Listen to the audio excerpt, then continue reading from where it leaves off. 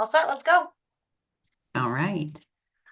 Thank you for joining today. I'm Tracy Green. I co-direct the COBRE on opioids and overdose and lead the T2 core here. We're really excited today to host a conversation and presentation from Paxton Bach, excuse me, from Vancouver. So we're going to just take time to hear the lecture, and then we'll save some time for discussion at the end. But if you do have questions, please place in the chat box. Feel free to put questions in there. And we'll look forward to talking with you all and exchanging at the end. But first, let me introduce Paxton Bach is a clinical assistant professor in the Department of Medicine at the University of British Columbia and a general internist and addiction medicine physician at the St. Paul's Hospital in Vancouver. He is also the co-director, co-medical director for the British Columbia Center on Substance Use and the director of the BCCSU Clinical Addiction Medicine Fellowship Program. We'll be hearing from him about the safe supply and some focus work, but he's also an investigator exploring clinical trials in stimulant and opioid use disorder novel treatments, and also co-leading the Road to Recovery program, which sounds amazing. But we'll look forward to other questions. Please take it away, though. Welcome. Thanks, Tracy. Appreciate that, and thanks for having me. I'm very happy to be here to talk about, a subject that is, I think, of great interest. Certainly takes up a lot of my it takes up a lot of conversation these days in Canada. It's certainly, some might say a disproportionate amount of the conversation. Um, and that is the topic of safe supply or safer supply. I'm realizing after I submitted this title, actually, I should call this safe supply in BC, because this is not a novel concept, nor are we the first place in the world to kind of explore this. And I will, just to be clear, be talking primarily about the British Columbia experience, but pulling from a few different other examples as well. And please, type the questions into the chat. I will try and address them on the way, or at least leave some space at the end. I'll start by acknowledging that I'm coming to you today from St. Paul's Hospital in downtown Vancouver in British Columbia, Canada. This is the traditional territories of the Coast Salish people, including the unceded homelands of the Musqueam, Squamish, and Tsleil-Waututh nations. And I'm very grateful to live and raise my family on these lands. These are my disclosures. I have no financial disclosures directly related to this subject. I hold grants from a few different Canadian organizations outside of this space, but I don't actually hold any research funding of my own with regards to this specific subject. I am, however, a co-author on the British Columbia risk mitigation in the context of dual public health emergencies guidance, which is a mouthful, and that you'll understand what I'm referring to shortly. But I should disclose that I was one of the co-authors there, and I have been, or continue to be, or have been a prescribed safe supply prescriber in certain contexts, and I think that's important to acknowledge as well. Another, not a disclosure, but something I always like to point out at the beginning of these talks is just recognizing that this is a a complex subject. It's a controversial subject. It's a subject that also evokes a lot of emotions from some individuals. And I think it's really important to acknowledge, I work in Vancouver, I work at St. Paul's Hospital, I work in an urban hospital, an urban setting and I serve primarily a very disadvantaged, very sick, very severe, with a very sick population with very severe substance use disorders and fairly widespread access to a breadth of treatment options. And I think your context very much kind of informs some of your perspectives on this subject, and it's important for me to at least acknowledge that. That a lot of my perspectives are probably informed by the place that I work, the resources that are available to me, and the population that I work with. This is the outline for today. So I'm going to talk about a brief history of safe supply or safer supply in British Columbia. Do quite a brief, but hopefully a helpful overview of the evidence and current evidence gaps on the subject, and then talk a little bit about where we are today, because this is a rapidly evolving picture, a rapidly evolving situation. So just to get into it, like I said, I'm going to go over a brief history of kind of the British Columbia experience around the topic of safe supply or safer supply. Now, this is not a figure that will be particularly novel to anyone attending. I'm not sure how much geographic representation we have, but we are all in the midst of a North American overdose crisis. This is a representation of kind of what that crisis has looked like in British Columbia.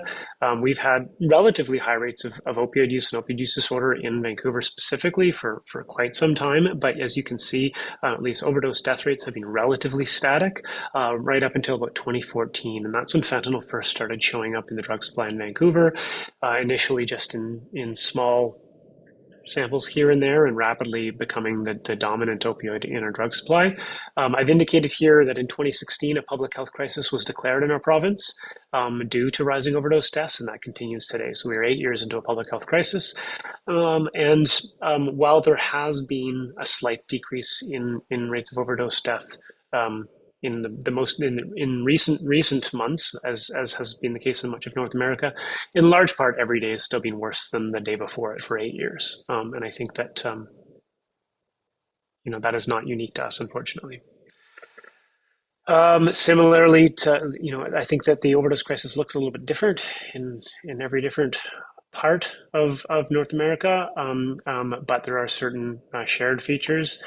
This is drug types relevant to death in our province over the past decade, and you can see fentanyl was represented here in the blue line, and that more than 90% of the overdose deaths are now attributable to fentanyl, either by itself or in combination with other opioids, much like in most of North America. A couple other fairly common features include, you can see here, this rising presence of methamphetamine and amphetamine in decedent and in the toxicology of overdose decedents, and that has continued to rise. In our province, about 80% of overdose deaths currently also involve either the use of methamphetamine and or detection of cocaine.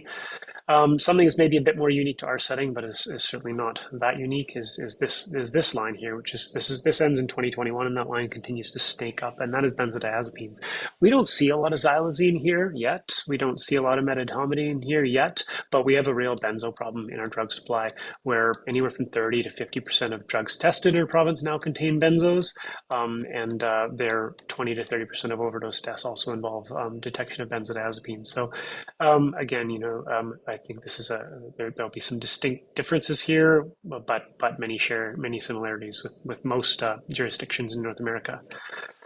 So I take a moment to point that out, just because this is a place that I think we can all start from, and most people in agreement. So this is a statement that came out of a report from the Stanford Network on Addiction Policy, and I've actually chosen this quote quite specifically because that network has been, I would say, critical of some of the public health interventions that have been enacted in British Columbia, and yet this is still something that we can mostly all agree on, and that is increased harms are not the result of an increase in the user base for illicit drugs. It's not an increasing number of people who are using drugs, but the increase in opioid-related harms in Canada is driven by the increased toxicity of the supply rather than an increase in the number of drug users in the general population.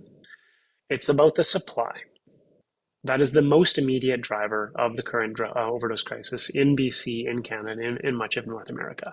So that's a starting place that I think we can all agree on.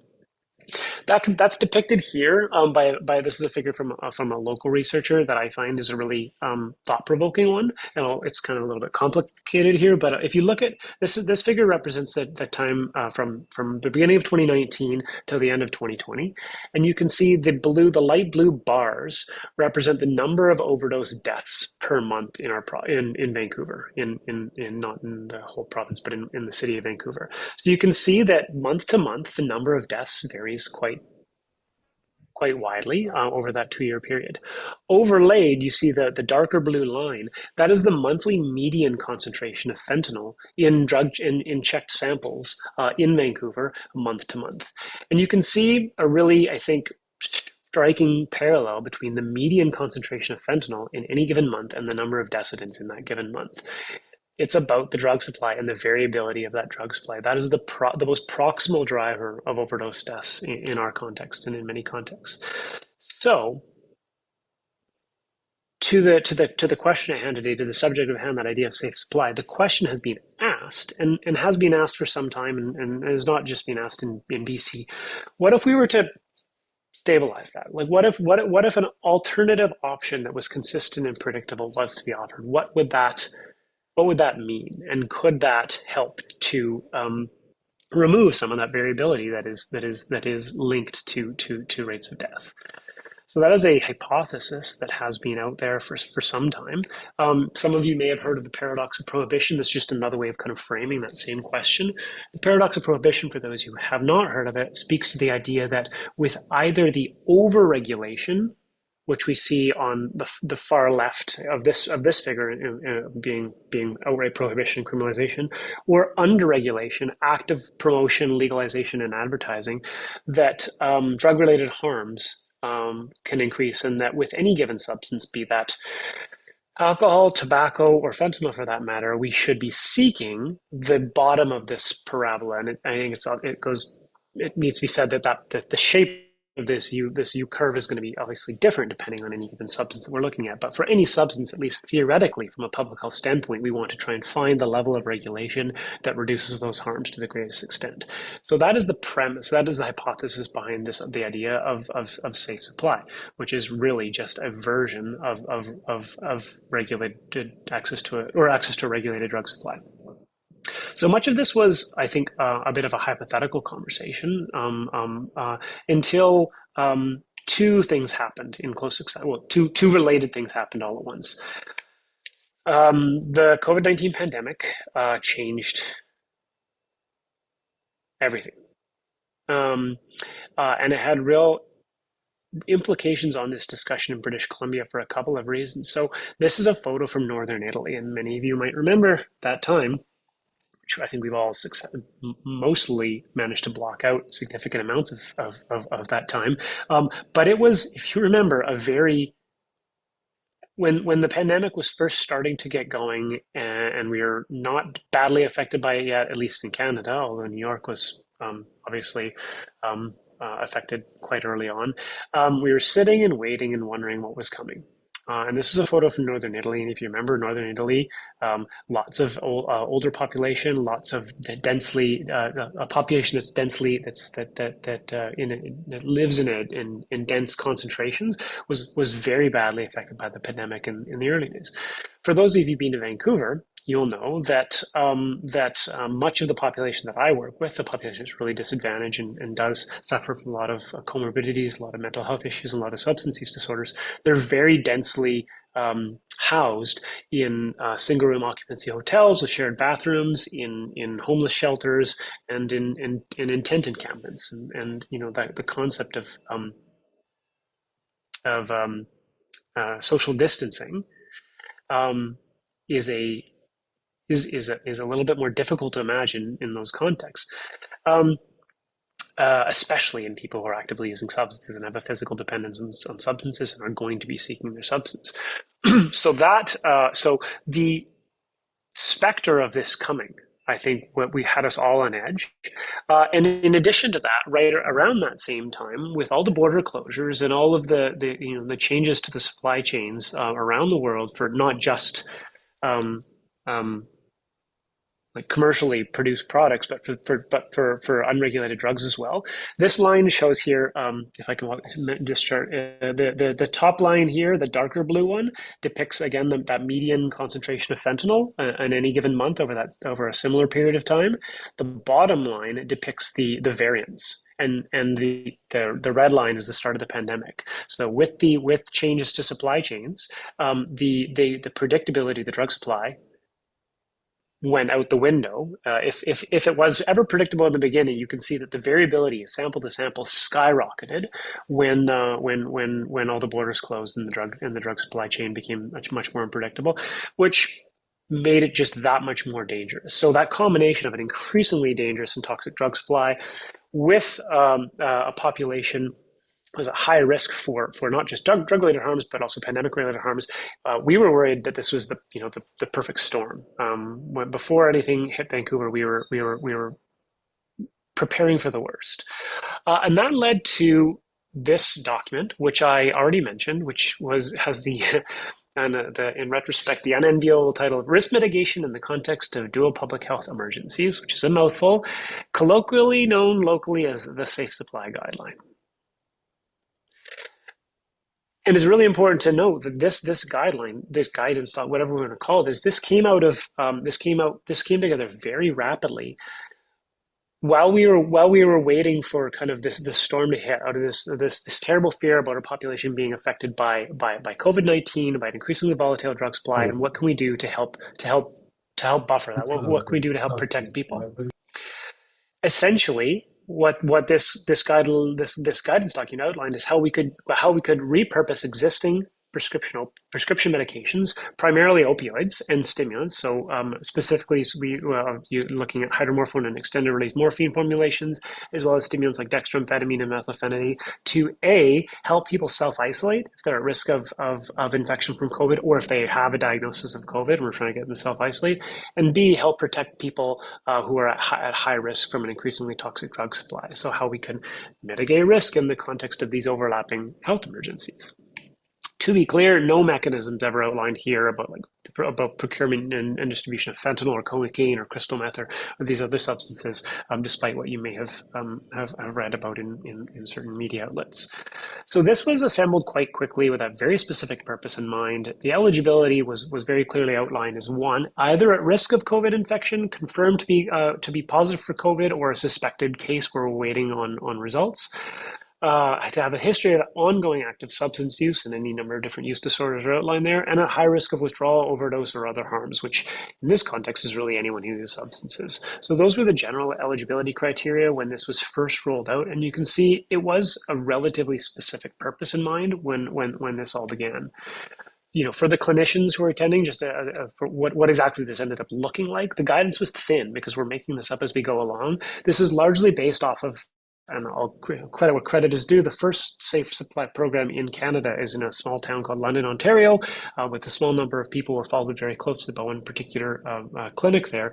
So our guidance really was largely informed by their experience doing this for actually quite some time. Hydromorphone was selected as sort of the most appropriate kind of available prescription opioid that we had access to, and that there was a precedent for use for this purposes. Anecdotally, people would report 2 to 3 8 milligram tablets per dose, and most people would use 3 to 4 kind of doses a day. So 14 tablets a day was suggested as sort of the maximum dose for these purposes, based on that experience in London, Ontario. The way that it would work is that a prescription would be written, hopefully collaboratively between a prescriber and an individual would select on a dose. They would present to a pharmacy every day to pick up their medication, often in conjunction with opioid agonist treatment. So that was not a requirement for participating in this program, but what we ended up finding is about 80% of people ended up on both. So often in conjunction with opioid agonist treatment, they'd pick up their medication at the pharmacy every day. Their oat, which is dispensed at pharmacies in Canada, as well as their hydromorphone. The hydromorphone would not be witnessed, and they could take it with them back home to hopefully help self-isolate and try and reduce some of those harms. Delivery was really encouraged. Our pharmacies often do delivery here, so again, to try and help people self-isolate, there was delivery pathways that were built into this, and the idea behind this was, again, quite specifically to help mitigate risk in the context of this perfect storm. A far smaller number of people were prescribed something called MS-LON, which is a 12-hour extended release morphine, and that was provided as an alternative but it was less than 5% of people ended up on MS-LON. So the vast majority of people would end up on hydromorphone and up to 14 8 milligram tabs per day, daily dispensed from a pharmacy, but not witnessed, and they could take home and do with it what they would. And oftentimes they'd be also provided with clean injecting equipment if that was their route of choice, or other harm reduction equipment. So this was again developed in this quite unique context and quite quickly, and it was employed in largely in a lot of the COVID hotels, some of the shelters. Different people would kind of use this in different situations to anecdotally, with some success in those early days, but obviously no real data out there to help guide us. And then what ended up happening is in 2021, so a little over a year later, the province of BC decided to adopt this intervention as a harm reduction intervention more broadly, as a part of their response to the public health crisis, to the ongoing overdose crisis, which at this point had been ongoing for 5 years. So they put out a policy direction, a province-wide policy direction that essentially recommended consideration of this as a harm reduction intervention for a more broad population. And this is a quote that's taken directly from that policy direction. This policy is an enabling document that supports the provision of pharmaceutical-grade alternatives to illicit drugs to people who are at risk of drug toxicity events and death. The goal of this policy are to reduce drug-related harms, including toxicity, injuries, and deaths, enhance connections to health and social supports, and improve overall health and wellness for people receiving these medications. So this was I'd say rather unexpected, but it was a decision by the province to roll this out more broadly, and you can see the effects of that. So this is a figure from the BC Center on Disease Control that shows month by month the number of clients who are dispensed prescribed alternatives per month in BC. So you can see the top line there in gray is any alternative. The second one is opioids, because the vast majority of what was dispensed were opioids, and that's really what I'm speaking about today. So you can see that from the launch of the program in early 2020, the numbers were modest, less than 2,000 people in the province. There's estimated somewhere between 100 and 150,000 people with an opioid use disorder in the province of BC. And around here, when this provincial direction came forward, you can see that the numbers, they were already rising, but they rose considerably after that, to a peak of a little over 5,000 people at the max. So again, 5,000 people, not an inconsiderable number who are on these prescriptions, but also a very small percentage of those who theoretically would be at risk of harms from the toxic drug supply, which again, in the denominator in BC is thought to be somewhere between 100 and 150,000 people, 20 to 25,000 of which are on opioid agonist treatment. Of course, as soon as these programs started, even before it became a provincial policy, concerns were voiced by many around unintended consequences, and I think quite rightly. This is obviously the most common concern, the most that was voiced by many was, well, we have a pretty long of a pretty lengthy history and quite a number of different data sets and studies that have linked opioid sales or opioid prescriptions with rates of opioid use disorder, opioid treatment admissions, and opioid deaths. And so this is a figure from depicting that correlation from 2000 to 2010. So questions were raised around whether this could potentially cause unintended consequences and cause harm by increasing access to prescription opioids, and that was a concern that was voiced by many in public health and addiction medicine and elsewhere from the beginning, and was something that was something that people were very aware of right from the start. That being said, the policy did go ahead. The province moved forward this, and it has been controversial. It's been 5 years now, and it's been controversial. These are just some newspaper articles. This is our previous federal minister of health defending safe supply programs. This is an editorial asking if safe supply is actually safe, and talking about critics in the province of British Columbia. There has been much said in the media, much said by our politicians around this subject. I would say, to the detriment of the conversation. There's not been a lot of nuance in that conversation. There's not been a lot of sophistication to the way that this is being talked about at the level of our politicians and in many of the media outlets, and it's really inflamed, I think, a lot of tensions between different groups with different sort of thoughts and philosophies on the subject, and I'll circle back to this a little bit. But that's a really quick kind of overview of the history in the province. But I really want to get into what we actually know. Like, what is the evidence? That's all well and good, but what do we actually know about this subject? And so I'll get into here a fairly broad overview of the evidence that we have and the evidence gaps that persist. So. Oftentimes, when this is talked about, again, at the level of in the media, in social media, and by various politicians, people are kind of divided in two camps. Those are for it, those are against it. Those believe it works, those believe it doesn't work. The good, the bad. There's again not a lot of nuance to the conversation, and a lot of this comes down to is this good or bad? Is kind of the way that it's framed, which I think is an unhelpfully simplistic way of thinking about a complicated subject. Really, there are two questions that I think dominate much of the conversation, whether people have actually articulate it as such. But the two questions are: one, is prescribed safer supply actually effective at reducing overdose deaths and other consequences of an increasingly toxic drug supply? In other words, does it work for individuals who are on these programs? Can this be an effective harm reduction strategy? The second question is, what are the potential and actual unintended consequences of a prescribed safer supply policy? In other words, are there harms? And it's really important, it's really self-evident, but important to note that these are distinctly different questions. And the answer for one does not depend on the answer to the other. And in the end, if we were actually to try and approach this in a kind of objective way, we would be trying to answer these questions and weigh what we know about these to make a decision going forward. But unfortunately, it's been very hard to have kind of an objective, nuanced conversation on the subject. But we can summarize what we know about each of these questions separately. So the first question: does it work? Is this an effective strategy? Is this an effective harm reduction strategy to reduce opioid-related harms or harms of an increasingly toxic drug supply? Well, we have accumulated some data to answer this question over the past 5 years. So I'm going to go over this quite quickly because there's quite a lot that we could talk about.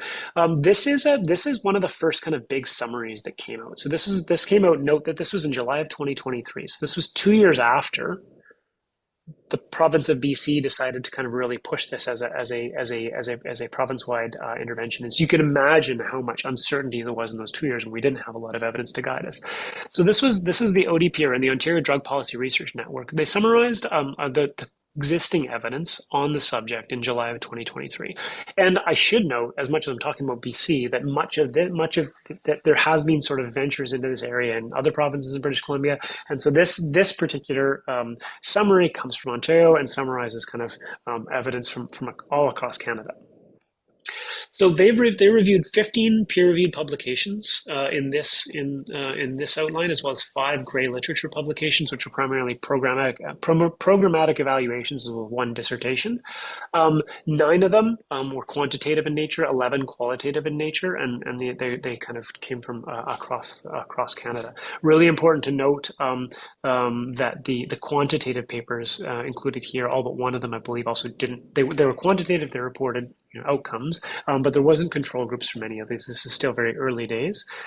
So take everything that's contained within with a grain of salt, but it's a good summary of kind of where we were at that point in time. So the best review of published literature at that point in time suggested a possible decrease in fatal opioid toxicity events, emergency department visits, and hospitalizations, although that's primarily from uncontrolled quantitative papers, programmatic evaluations, etc., just sort of before and after reports, along with many self-reported improvements in physical and mental health and quality of life.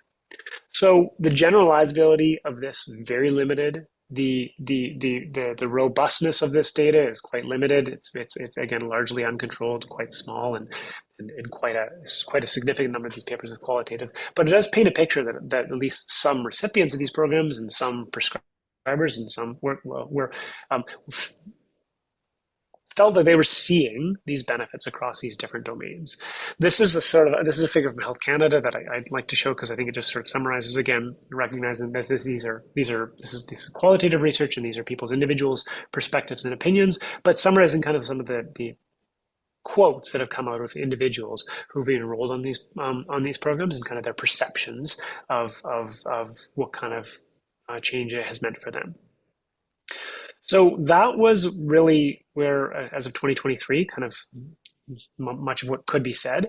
And I want to, again, I will disclose that this is a study that I was involved in as part of the authorship group, but My bias notwithstanding, I think that this is a really important and potentially kind of the most important study that we currently have around this area, because this is an article that came out in the BMJ in early 2024, which was a province-wide evaluation of observational evaluation of the impact of this program over the first 22 months or so where it was launched. So this is a study that came out of a large collaboration in British Columbia, which I think is to me the first really large scale kind of empiric assessment of the potential impact of this program. So this study looked at just over 5,000 recipients of prescribed safe supply in British Columbia between 2020 and 2021. So it was using linked administrative data, and it identified all of those who had received these medications over that period of time using a case finding algorithm. We employed a strategy called high dimensional propensity score matching, which is a newer, kind of more sophisticated approach to propensity score matching using these large databases to match recipients to controls, adjusting for time varying confounders, and those 50 different confounders that were incorporated into that matching.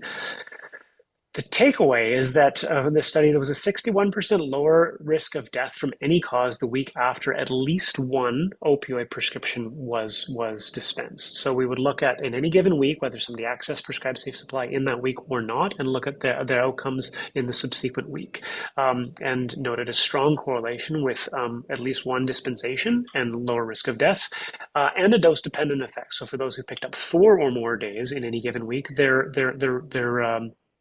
the risk of death was 91% lower in the subsequent week.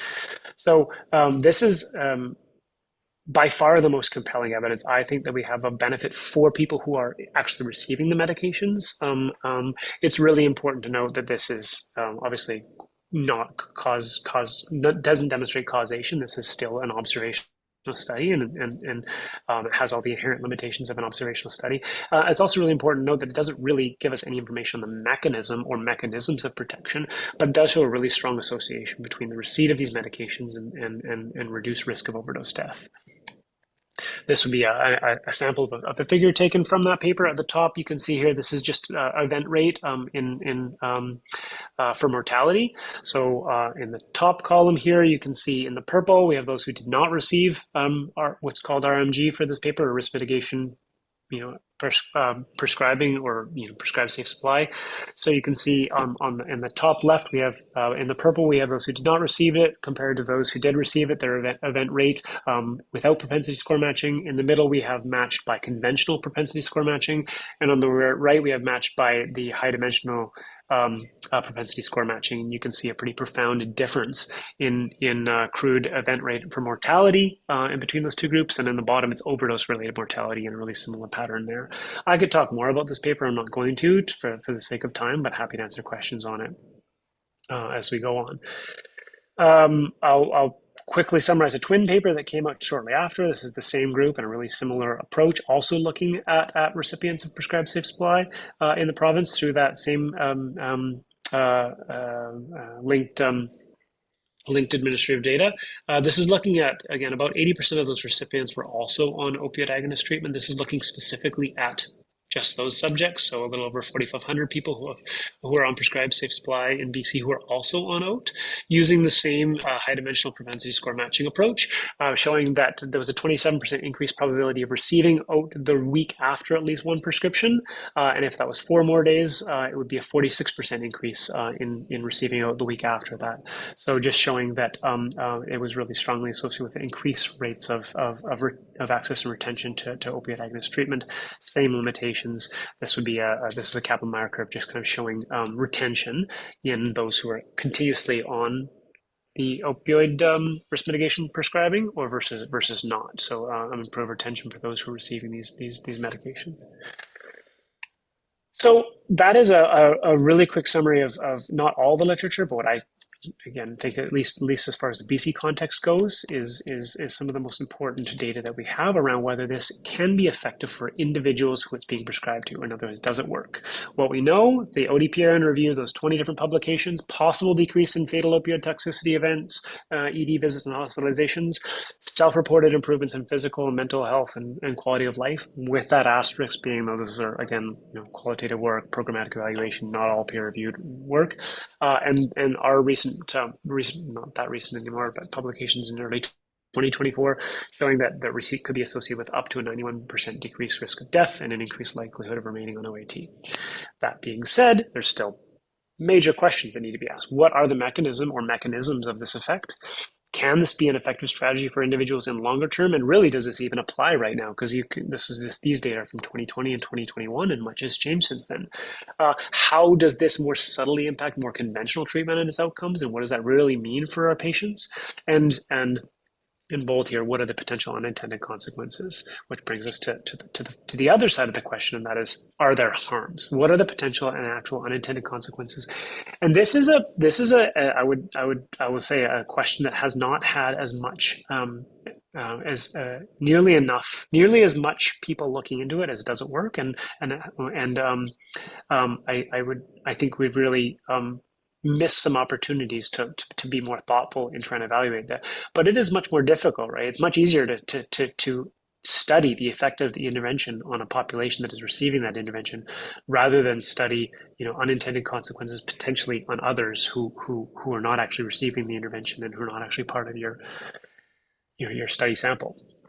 But just because it's difficult, it doesn't mean it's not important. So we do have a little bit of data, though. There are pieces that we can pull off around to answer this question about, are there harms? And I think first I'll start by the most kind of a starting place, sort of, but important kind of fundamental starting place is, this is a statement from the BC Coroner Service in January of last year, saying that there's no indication that prescribed safer supply is contributing to unregulated drug deaths. In 2023, hydromorphone, which again is 95+% of the prescribed safe supply in our province, it was detected in only 3% of unregulated drug deaths that have undergone expedited toxicology testing, and that has been a consistent number over the past decade or more. So no detectable role of hydromorphone in the toxicology of increasing overdose deaths themselves. That is small solace, I think. That's good. We are all happy to see that, but that is the most extreme of the many potential negative outcomes or unintended consequences of such a program. So, doesn't necessarily satisfy everyone, but is at least somewhat reassuring. Contrast that with a lot of personal anecdotes and individual clinical experiences and opinions. And so, with this, these haven't actually. I think about these often as sort of case reports, but they haven't actually been published as case reports. But there have been many editorials written or individuals interviewed who have talked about what they perceive as harms of these programs that they feel that they've seen in their offices. So this is one example of an op-ed that was written by a hospitalist. So many clinical anecdotes, opinions, editorials, speaking to what they feel are increased rates of de novo opioid use disorder that may be caused by these programs and by access to hydromorphone, or potentially decreasing stability for those who have been in remission and they feel have relapse related to the availability of hydromorphone. So I think these are really important to listen to. Again, I think we can kind of frame them as what a case report in any other of medicine. It's really important as sort of a sentinel a case. It's really important to ask questions or to help us formulate questions, but it's also really hard to know what to do with these opinions when they're not yet at least corroborated by empiric data. So, potentially limited generalizability, quite susceptible to biases and not yet corroborated by empiric data, but still kind of important stories to listen to. Even if I'm not quite sure what to do with them. Personally, I have seen cases of opioid use disorder that have been initiated using hydromorphone since the rollout of these programs. However, I've also seen I've seen cases of prescription opioid use disorder that predated these programs. And so how to distinguish a case of prescription opioid use disorder that was caused by one of these programs rather than a case of prescription opioid use disorder that happened since the role of these programs, it's not something that I feel I'm well suited to do, just from behind my desk. And so that's why I think it's really important that we have these conversations around the data. Um, I'm not trying to deliberately just go back and cite news articles, but there has been many reports of police seizures of medical opioids, and I'm not privy to that data. That is not public, and that's why I'm sharing the news article instead. But there have been police seizures of medical opioids that have been evidently on the rise as per the RCMP. Widespread seizures of hydromorphone are widely reported as increasing, and that's almost certainly due, at least in part, to wider availability of hydromorphone and prescribed safer supply. However, I think it's also important to put that in the context that the amount of hydromorphone that's seized is still a tiny minority of overall seized opioids compared to fentanyl. It's really unclear as to kind of the impacts and the potential second order effects of this activity, even if I think everyone would agree that the diversion and kind of the landing of prescribed hydromorphone in the hands of organized crime is in and of itself a bad outcome. We can look at diagnoses of opioid use disorder in the province. So there's been this concern about de novo rises in de novo cases of opioid use disorder and whether hydromorphone may be contributing to those. The CDC does collect data on province wide the incidence of new cases of opioid use disorder, and this here is a figure that kind of depicts that over the past 10 years, divided by age group. You can see, and I'll answer the question right off the bat, there's a major spike here around 2017 that I think everyone's eyes are drawn to, and that is almost certainly not related to an actual rise in the rates of opioid use disorder diagnosis, but that was when the BC Centre on Substance Use was founded. There was an increased focus on education and training about prescribers. There was more people out there doing this work, and so that is probably an artifact of more physicians out there prescribing out, diagnosing cases, and that's the reason you see that spike there. But you can also see that there was a spike after the COVID-19 pandemic, which may or may not be attributable to, may or not be, quote unquote, real at that time. However you break this data down by health authority, by region of the province, by age, we have not seen an increase in opioid use disorder diagnoses at a population level that we can link to hydromorphone prescribing. So depending, no matter what population we're looking at, that has not yet been detected at a population level, despite those individual stories about cases that prescribers have seen that they believe may have started using related to these programs. So that is, again, objectively a good thing. Where I'm seeing like provincial, like public, large-scale rates in the change of large-scale changes in the rates of a diagnosis of opioid use disorder. But it's also important to note that a diagnosis of opioid use disorder, one, requires a healthcare contact, because these numbers are accumulated based on discharge, based on hospitalizations and abstracts, hospitalizations and discharge. Abstracting of the discharge summaries, as well as billing codes. So it requires a healthcare contact, and it's also the natural kind of history of an opioid use disorder requires exposure, and then perhaps the more regular and problematic use, and then diagnosis of opioid use disorder. So perhaps there's just a lag time here. So again, some consolation, but certainly not nothing definitive. Only a couple more things. I'm running close to, I want to leave some time for conversation. So this is the only peer-reviewed publication that has come out, to my knowledge, that's really attempted to ask that question at a population level and try to highlight potential harms of this program, of this policy, I should say. And this is a paper that came out also in early 2024, looking at the safer opioid supply policy and opioid outcomes. So this is a study that was done by a group in Eastern Canada, looking at publicly available data in BC, comparing rates of admission to hospital as well as overdoses secondary to opioids in BC over time compared to Saskatchewan and Manitoba, which are two other Canadian provinces. So they used a difference in differences approach, looking at how rates changed in BC relative to those other provinces since the rollout of this program, and they demonstrated a statistically significant increase in opioid poisonings, not overdose deaths, but in presentation to the hospital related to opioids in BC after the policy was adopted, relative to those other provinces. So that is something that is, I think, I credit them for that. And there was a number of kind of thoughtful sub-analyses that they tried to incorporate to try and ensure this was as kind of sound as possible. And I do think these are important questions to be asking. That being said, for any of you who have spent any time in Canada, a difference in differences approach, as stated by the authors themselves, requires that in the absence of the policy, the trends and outcomes in BC would be similar to the trends in those comparison provinces from the beginning. And that is an assumption that I struggle with a little bit because we're in such different contexts in BC versus some of these prairie provinces that I think that that's quite a significant limitation to the study. That being said, it is what it is, and these are data that we get to talk around. Lastly, and this is a paper that flew under the radar for most people, but it really speaks to me, and not only partly because these are some colleagues of mine, but there was a smaller study that came out in a bioethics journal that did qualitative interviews with a number of prescribers, looking at clinicians' perspectives and an ethical analysis of this type of prescribing.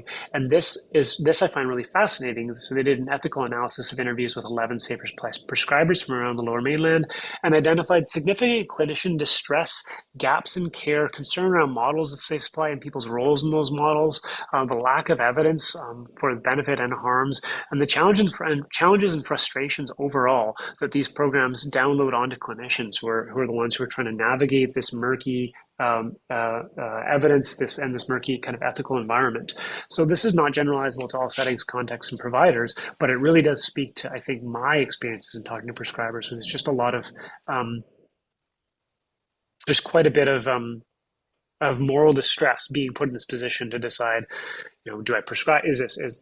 If I truly believe this intervention is going to be a benefit to my patient, and I have a duty to them, but I'm also concerned about public health implications. What do I do? And that has been a real source of, I think, burnout amongst people who are working in this space. So as far as are there harms? Well, it's hard to say. There are case reports of increased rates of addiction, especially in youth, but these really, at least currently, are not yet corroborated by surveillance or coroner data at a larger scale. There are reports of increased opioid-related hospitalizations, but it's really not clear on whether that's truly related to this program or not, or what the implications of that might be. For reports of increased hydromorphone seizures across Canada, but that's again significantly overshadowed by fentanyl seizures and is not commensurate with the increase in rates of overdose deaths. And I'm sure there are innumerable other potential second-order effects that we haven't even identified or even started to try and investigate, let alone able to talk about with any level of sophistication. And so are there harms? I don't think we really know one way or the other.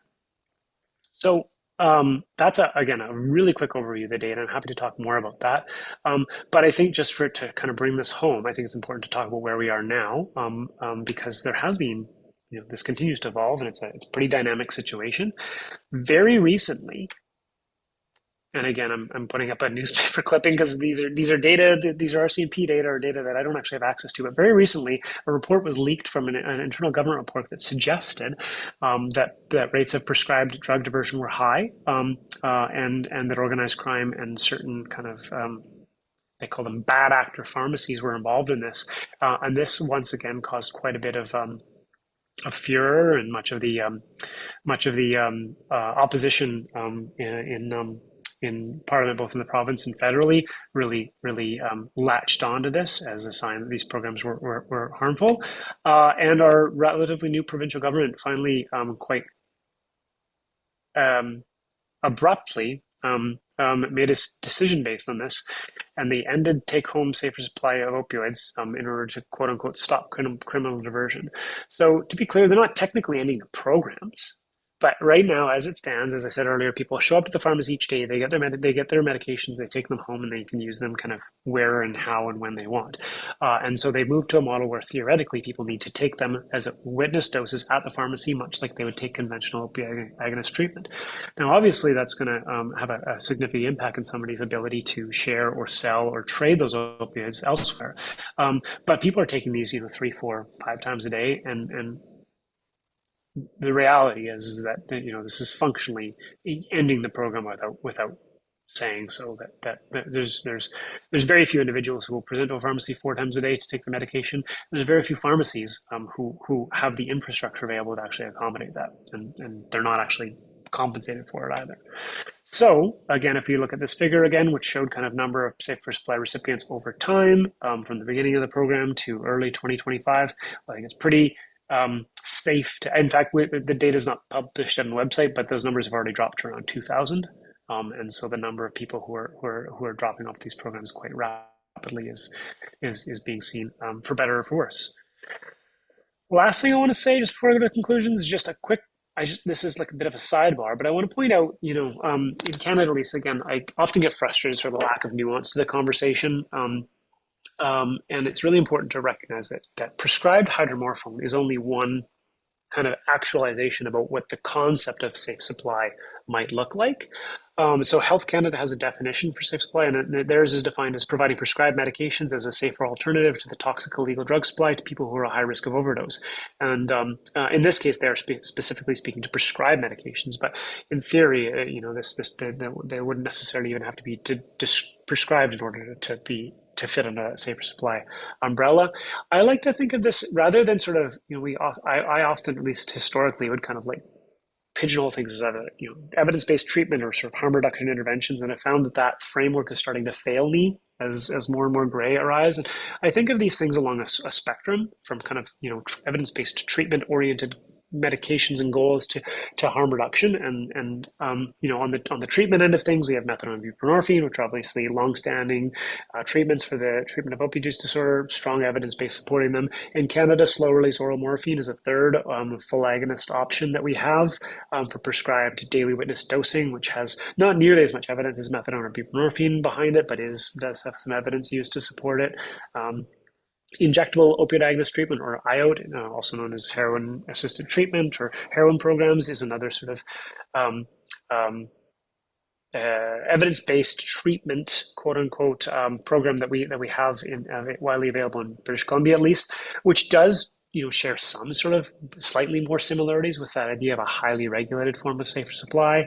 Sort of where our evidence ends. You're seeing much more use of off-label transdermal fentanyl patches as a form of opioid agonist treatment in BC, where they'll go to the pharmacy and exchange those e-stays, and they sort of still kind of follow a treatment paradigm in that they're daily.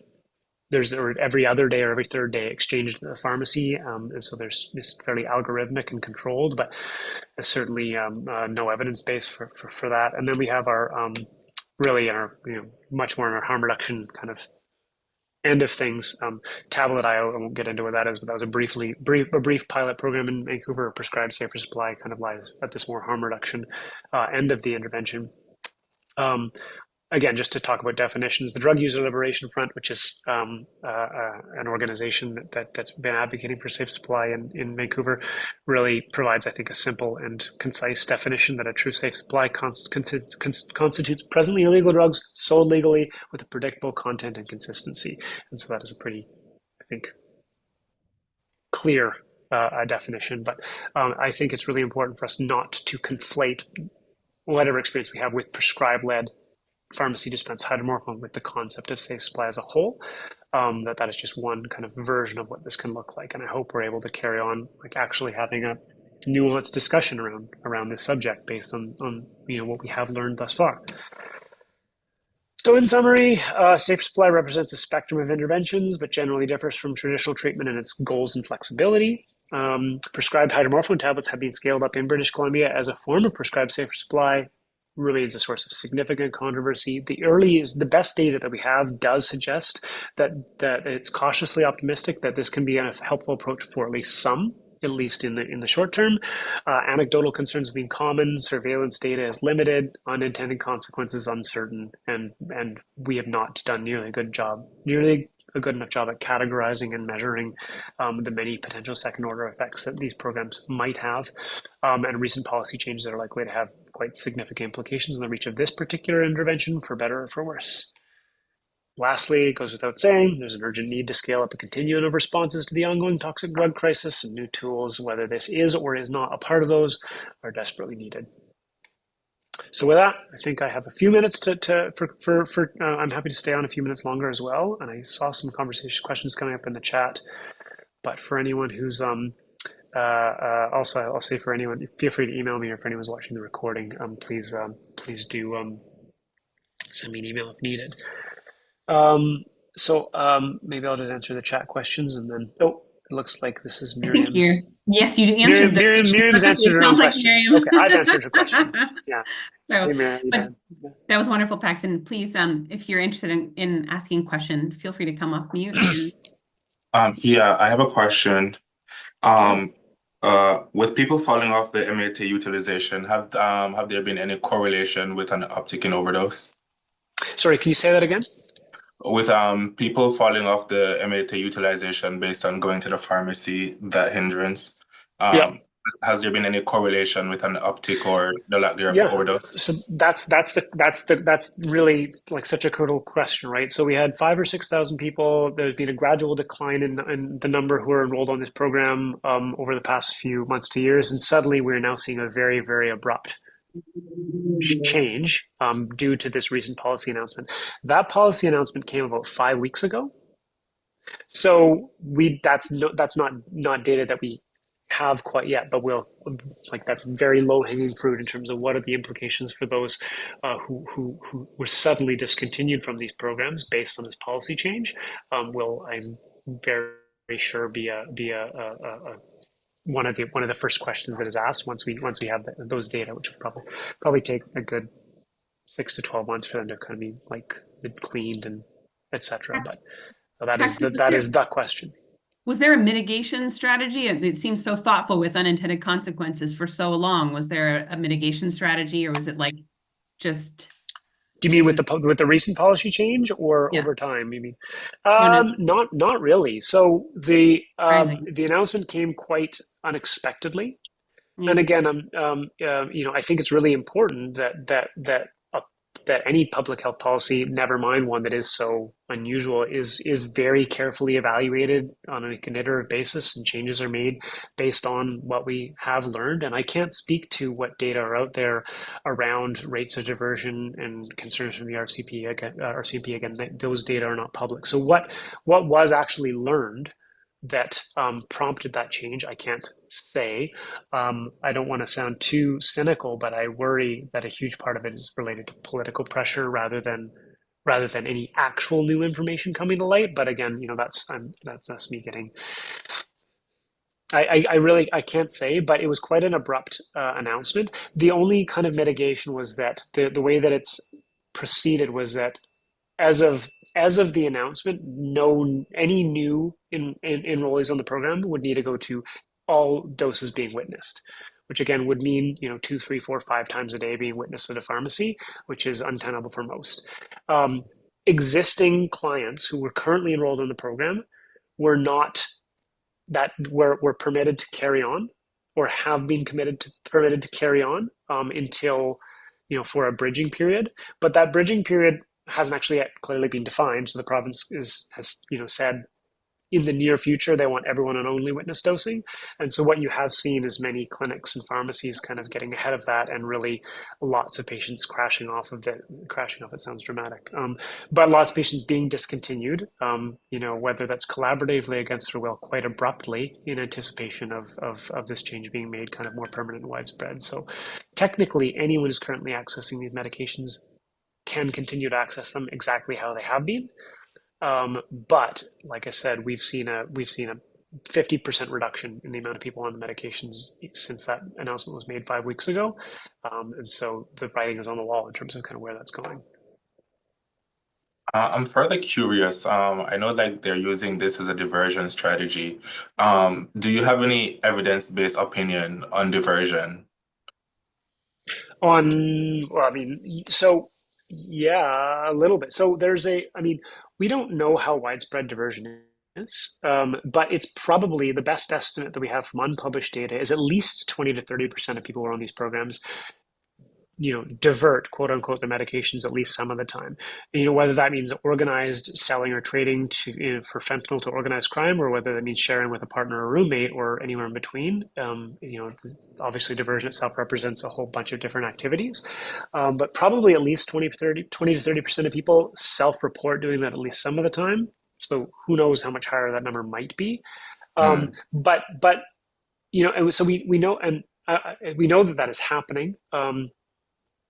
We also know that, again, seizures of hydromorphone have gone up significantly to some amount. The numbers aren't public, but have gone out significantly enough that it is happening in an organized way. But we don't know what the implications of that necessarily are, right? So like that, I think diversion itself is broad in terms of what that means, and it has been framed by some advocates for people who use drugs as potentially a good thing if they're sharing this quote unquote safer alternative with a roommate or something like that, or a colleague or a partner, that they have advocated that it can actually be an extending that safer alternative to somebody else, which is probably true for some people. But certainly, at scale, it's something that I think that we need to be really concerned about and thoughtful about based on a decade or 2 decades of data in North America around prescribing rates and access to opioids and rates of de novo opioid use disorder. I think it's also really important we recognize that this is a very different time, and this is a different program. So, these are being prescribed to individuals who already use opioids, and rather than to the public as a whole, and it's a different time in terms of availability of drugs as a whole, the competing drug supply, etc. That again, I don't think we can. I think that there's certainly like very strong precedent for us to be very careful and thoughtful about this, but it's not automatically the same, if you know what I mean. Thank you. Paxton, The thank last you thing so I'll say, much. last thing I'll say before is that I don't think that we've done nearly a good enough job setting up mechanisms to really broadly surveil the implications of diversion, good, bad, or other. Oh, that's great talk. I feel like I've been really hungry for a talk like this. Tracy, do I have time for one question? Please, yes. I think we have time for like 2 questions. So I see Jody interested in it, but Miriam, go ahead, please.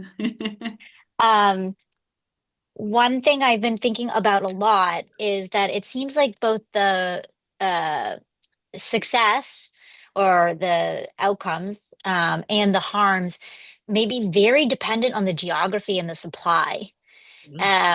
And where in a big urban center like Vancouver, where there is access to a very contaminated, very toxic supply that you're trying to compete against with hydromorphone, that seems to pose its own challenge. And then on the other hand, in Prince George or Sioux Lookout, where there is much less access, introducing like something like hydromorphone has other challenges. And I wonder, I think of other places like London, Ontario, or Halifax that are sort of somewhere in the middle, where some of this, though, not high quality evidence, but some of the original evidence came from, is very unique in that it's sort of a middle sized town with a significant toxic supply, but a small group of people who are using drugs, where a safe supply program could probably have a very high impact and maybe lower harms. What has your experience been in BC with that geographic variability? I mean, I think that's like a really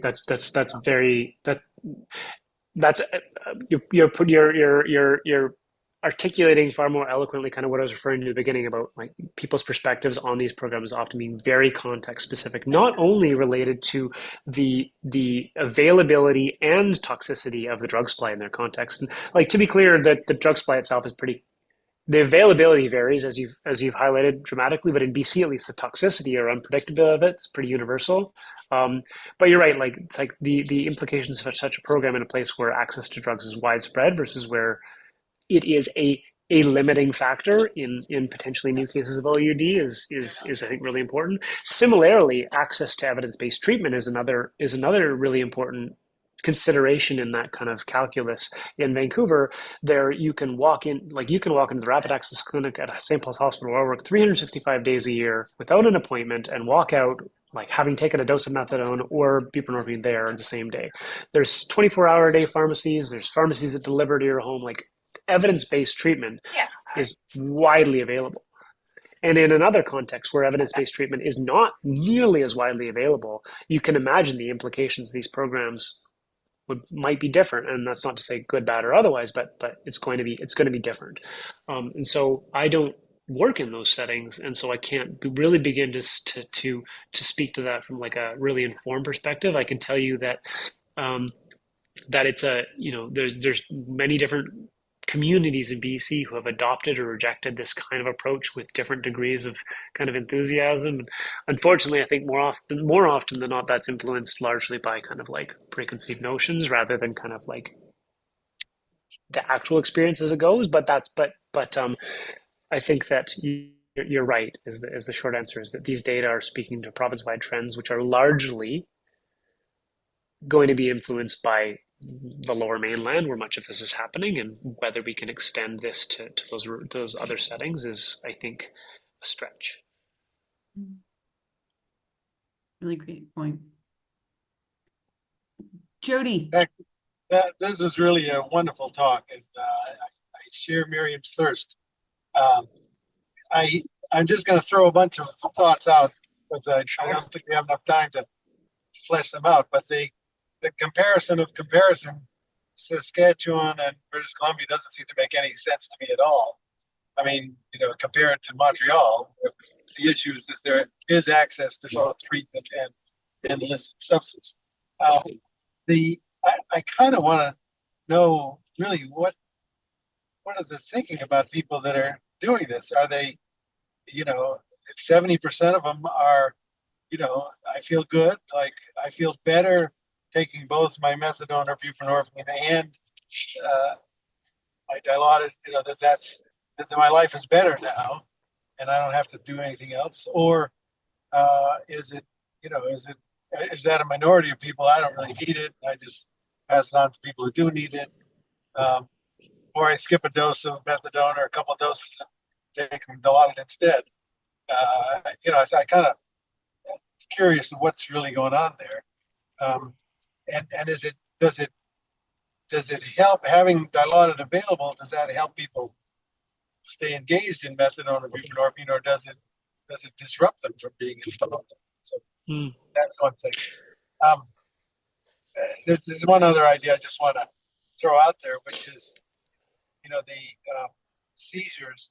You mentioned more seizures of Dilaudid, and I thought that's brilliant, because you correctly highlighted that the fluctuation in the supply, potency, is a major problem. And sorry, someone almost creamed car in front of me. So if you could compare the seized medications and show that Dilaudid is a consistent product, it's a pharmaceutical grade product, and the fentanyl is all over the place, that would seem to be, good evidence to go ahead and, that would be a good argument to say, yeah, this is actually a good thing. And then finally, the one metric which I think would be very useful is to see who are the new initiates to opioid use disorder. Has the age changed a lot? Are they younger, or are there some different characteristics in places where this Dilaudid is widely available? Yeah. Thank you for all those. The third, you have 30 seconds to answer that. Okay. Third one, great suggestion. I'm going to think about that, because that's something we could actually do. To your first one around what are people's experience with them, and what would happen otherwise? That's kind of the great question, and probably all those things happen. Like, we do know that people have a higher likelihood of staying on OAT if they're getting these medications than not, especially during the subtherapeutic kind of titration phase, but even at a higher dose. Some of that may be related to just our like really slow titration of oat and helping to support that up. Some of that may be a contingency management kind of component. They'll show up and get their oat because they get a prize for it. Some of that may be, it's been reasonably suggested that if somebody's turning around and selling it every day and you're getting $20 in their pocket and increasing their kind of basic income, that could be supportive as well. And the truth is probably all those things are happening to a greater or lesser extent. The second thing is like, what would be happening otherwise? Well, that's the question is like, if somebody's taking like at 150 methadone and this, and they're doing well, that's, a quote unquote, a good thing. What would be happening alternatively? Like, would they be off of the methadone, or would they, and using fentanyl, or would they just be on 150 fentanyl and not using anything on top? Again, probably both of those things are occurring, and we have no really ability to kind of distinguish that clinically, which is why I'm really skeptical of like people's clinical impressions of these programs, because we just don't know. We're just so susceptible to biases. And your last question was around the seizures, and you're right. Like, some have suggested that if more of this is getting into the illicit market and people are buying this instead of other things, that's a good thing, because at least they're getting a predictable product, which probably again is true for some people. The flip side of that is, are people accessing this that wouldn't be accessing drugs otherwise because it's marketed as a safer supply? So is it reaching populations who would otherwise not be using it at all? And secondly, there's also a rise in pressed pills that are mimicking hydromorphone, with fentanyl and bromazolam and other things that are circulating too. So like, again, it's not so the implications of that are murky, and but this is why, like, I think that having these, I'm not an apologist for this program. I think I think that I've seen good clinical outcomes in some people, and there's lots of problems with it that should have been addressed earlier. I try and be objective about it, even as somebody who does do the prescribing, but I treasure the opportunities to like have these conversations, because in Canada it turns into shouting matches right now, and people are, and that's not helpful. Yeah. My biggest fear, we've learned, like, this is functionally going away to a large part. My biggest fear is that, I hope that we can take what we have learned and continue to talk about this and decide, whether or not we want to invest in this or not, now or later, who's to say, where it is on our list of priorities. But I hope we're able to learn from it and talk about it, rather than for it to kind of be looked at as a failure and be tossed out and us not talk about it again. We've learned valuable information, and I hope that we're able to keep the conversation going. We're all ears. Rhode Island. We're a small little place, and we've got a big problem, and we, we've proven that we can have solutions that the rest of the country can't put together. So, give us an inclination about the perfect way to, a perfect design of a small little program, and we'll run with it. I'll talk about it. I could. That's a long conversation, but yeah. Bring me back just to give me a soapbox, just to like tell you how I feel about things. Okay. I'll go for another hour.